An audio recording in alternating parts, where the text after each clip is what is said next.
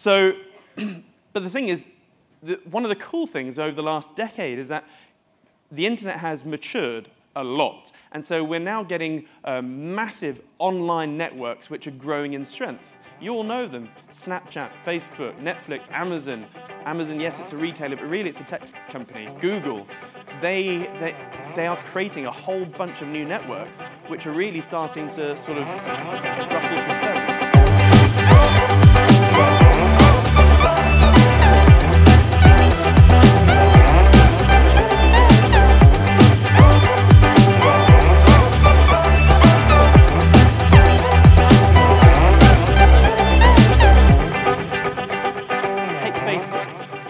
So obviously Facebook has come under attack with the recent data scandal, but I believe Facebook is someone or an entity to watch, because technically Zuckerberg is King Zuckerberg with 2.1 billion monthly active users.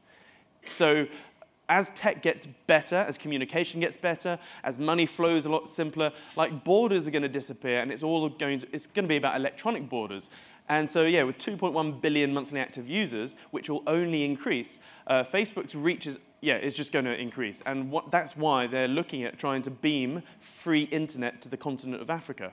I don't know, Facebook for a long time have been playing around with drones that will fly 24/7 to beam 3 or 4G down and to give free internet. Why is that? So they get more users. Again, it's all about the networks. It's ruling the networks. That's where real power comes. That's why I don't care about what politician is in power. At the end of the day, they're puppets that are only going to be there for 4 or 8 years. And I have a really good friend called Thomas Power who's going to be here today, and it was actually him that sort of made me start thinking about Facebook, because in 2010 he said he believes Facebook's going to be eventually a world bank. And I completely get that, because, put it this way, if you have the data of freaking everyone, well, surely if you launched Facebook Coin, you could very easily have a new world cryptocurrency, a world currency of some sort.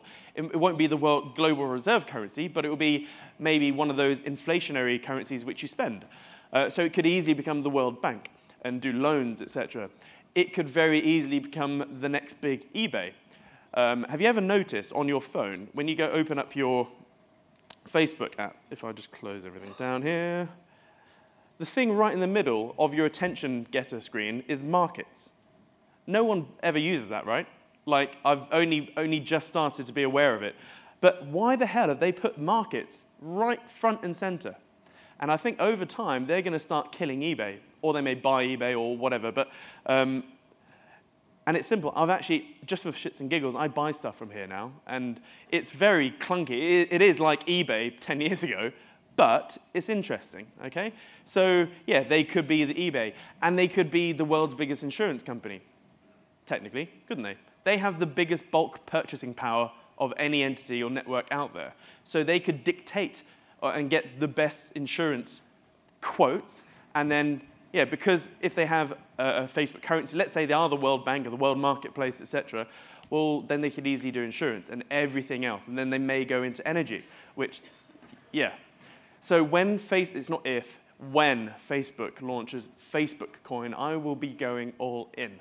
I really will be, because it has inherent value, because the revenue generated by Facebook is through advertising, Facebook ads. And they will make sure that the advertisers have to buy their ads through Facebook Coin. So instantly it'll have value. So yeah, it's going to be interesting. So it's either two. I think this will happen slow time.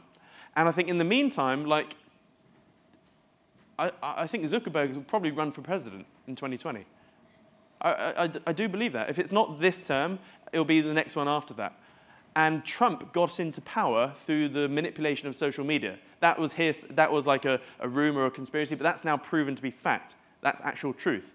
And who can, yeah, so he could basically manipulate his way in if he wanted. So yeah, power is within the network controllers. And this is why it's so freaking disruptive.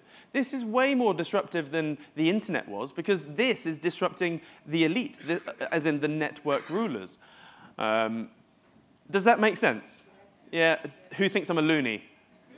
No? Not yet? OK, I've got another half an hour to get you to think I'm a nut.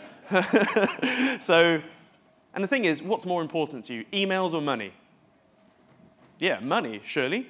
And the internet was a massive revolution, but really, email, communication, etc. Or I guess a better phrase would be what's more important to you, money or communication? They're both very important, but I do think that cryptos, DLTs, will have a far bigger impact on the world than the internet did. And it's just going to build on top of the internet. Like the revolution, the crypto revolution wouldn't work if you didn't have an internet. Or one, it wouldn't work because it needs internet. But and yeah, going back to that superpower that crypto has, it's disintermediation and decentralization. Not necessarily decentralization, because some cryptos need to be private, but yeah, disintermediation. So basically, if you're a middleman, you're screwed. If you have any form of power, you're screwed. So what's going to happen is that cryptos will start replacing networks with markets. This is a weird concept to get your head around. It's going to replace networks with markets, okay?